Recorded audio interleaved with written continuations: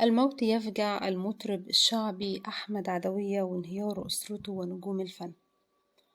خبر الوفاة تصدر المواقع الإخبارية بعد ما أعلنته نقابة الفنانين وسط صدمة كبيرة جدا وبكاء وانهيار المطرب محمد عدوية نجل الفنان أحمد عدوية بخبر الوفاة وتشييع الجنازة وتوافد عدد كبير من نجوم الفن.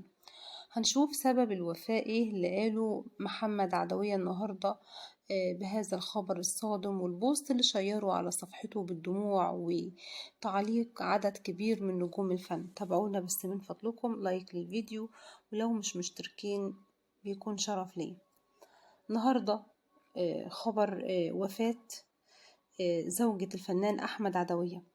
الموت يفجع الفنان أحمد عدوية بوفاة زوجته وشريكة حياته وحبيبة عمره. كان آخر ظهور ليهم مع الإعلامي عمرو الليثي، وكانت بتتكلم عن رحلة كفاحها مع زوجها وقد إيه كانت واقفة معاه وقد إيه كانت هي السند والظهر ليه، واتكلمت اتعرفوا على بعض من وقت ما كانت هي في المدرسة لسه في الإعدادي وهو كان ماشي وراها وكان عاوز يقول لها تعالي ما اوصلك لأول الشارع، ده باباكي أنا عارف باباكي وصاحبي. قالت له ولا أول الشارع ولا آخر الشارع.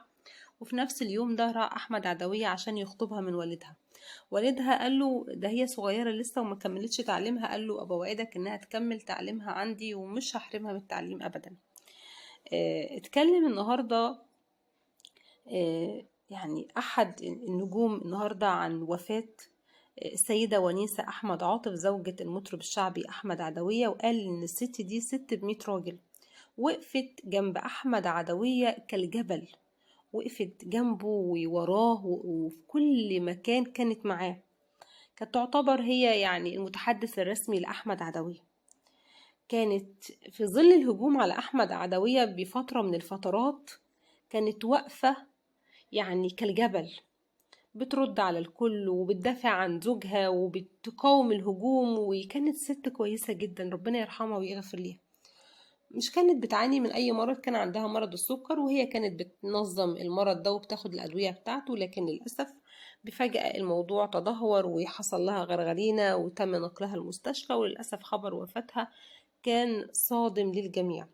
أعلن الخبر ابنها محمد عدوية وسط انهيار الشديد طبعا، لأن الست دي كان ليها دور كبير جدا في أسرتها وبتقف مع الكل يعني ليها دور محوري بعيلتها كلها.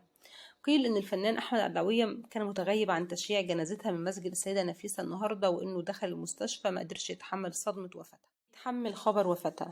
ادعوا له بالصبر والسلوان وادعوا لها بالرحمة والمغفرة، وان ربنا يصبر اهلها وكل ذويها يا رب. تحياتي.